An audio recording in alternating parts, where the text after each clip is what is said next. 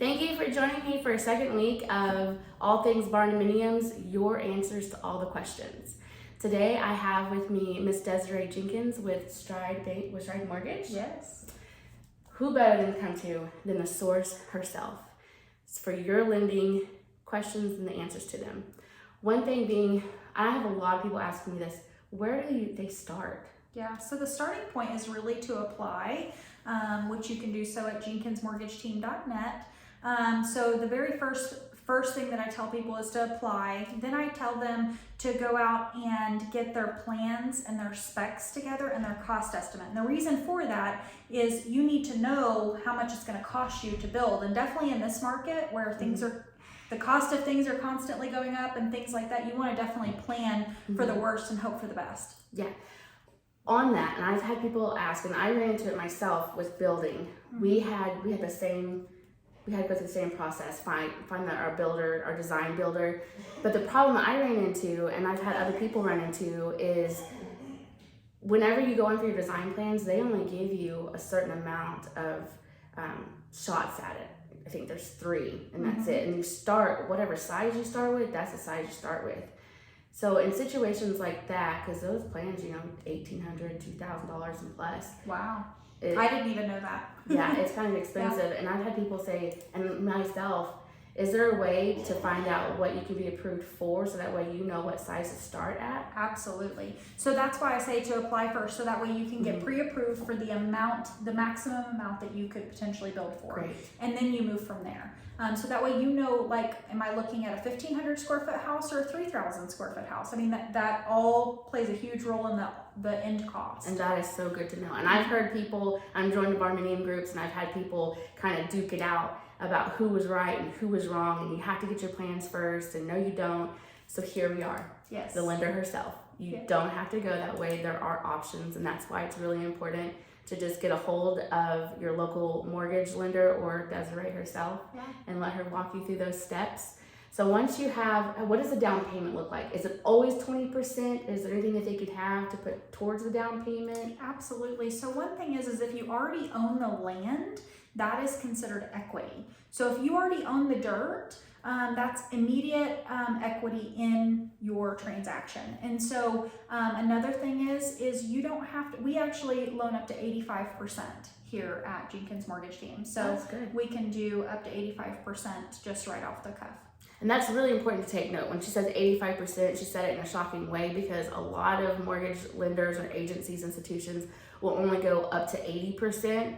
So that's why she highlighted that. Those are key things to kind of keep in your mind. So just starting out, an overview of that would look like getting the application process started. You can see what your maximum amount loan value can be. Then you start with your plans, your building cost. So how do they find out how much it's going to cost to build this thing? Yeah, so that's, in some instances, borrowers can actually do the homework themselves and actually go out and get estimates for the wood, right? Get their building package put together.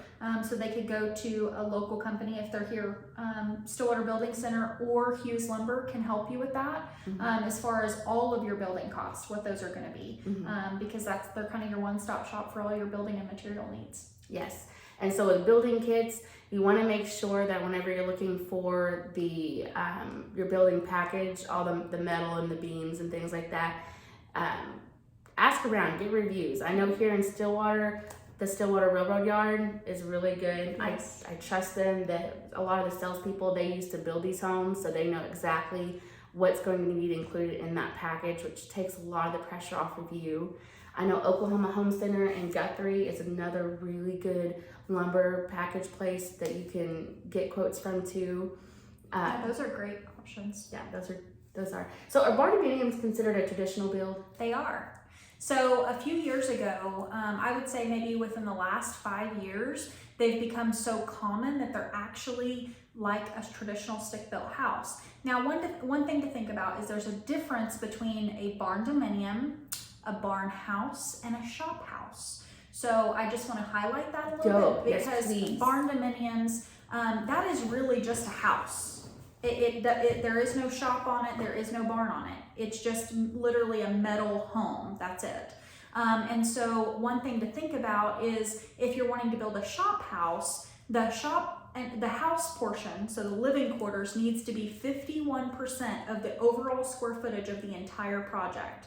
And that is the same for a barn house. So if you're building a house with a lean-to on it, then the house has to be 51% of the overall square footage. And actually that goes for values as well. So just to kind of dive right in, if you're building a house, barndominium, shop house, barn house, and you're doing that on acreage, just keep in mind that your house needs to be worth 51% of the overall value. So separate from the land and separate from the shop itself. Right, correct. So for example, if you, I'm gonna throw $100,000 out there because that's easy equation, easy math. So if the overall value of your house and land is $100,000, 51,000 of that would need to be the house, like the living quarters of the house. Need to be the value, just to be clear. Yeah. Yeah. All right. Is there anything else that you can think of? The appraisals. What do the appraisals look like? Appraisals are just your standard appraisals on them. So they're going to go out and they're going to find 4 to 5 comps. We do here at Stride, we do like to see at least one like comparable, which isn't hard to find these days. If I'm being 100% honest, we see them every day now.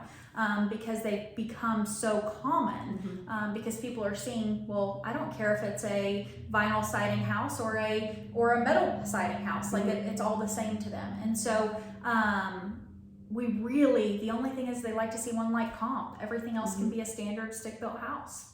That's great. Yeah. And so Desiree's had experience with barndominiums. I know a lot of you barndominium people, you want to go with someone who has already sold barndominiums, dealt with them, you know what it's like.